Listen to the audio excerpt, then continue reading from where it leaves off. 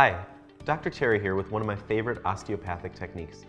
It's called the suboccipital release, and this is a great tool to have at home for tension headaches, any pains in the neck area, or if you notice a decreased range of motion in your head and neck. To do this technique, you'll need to practice with a partner.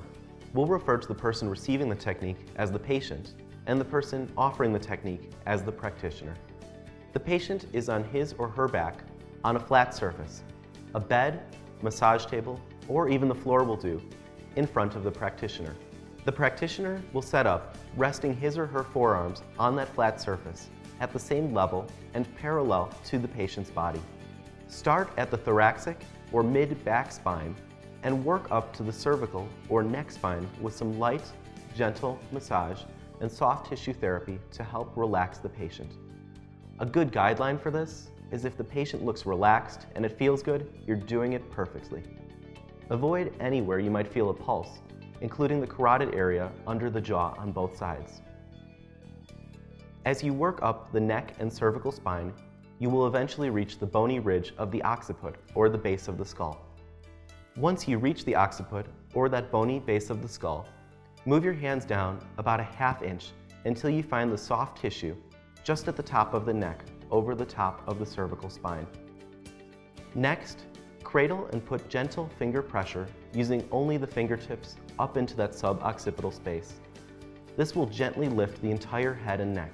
This will be a very light pressure though, much as you might use to lift a small, light object such as a shoe or a pillow.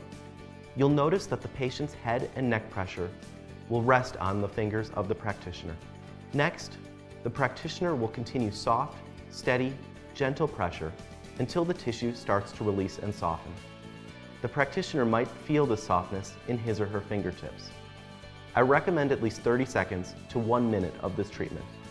As the tissue softens, the head will release back and rest gently onto the practitioner's palms. After the full release, the practitioner will relax his or her fingers and allow the patient's head to rest gently in the palm of the hands.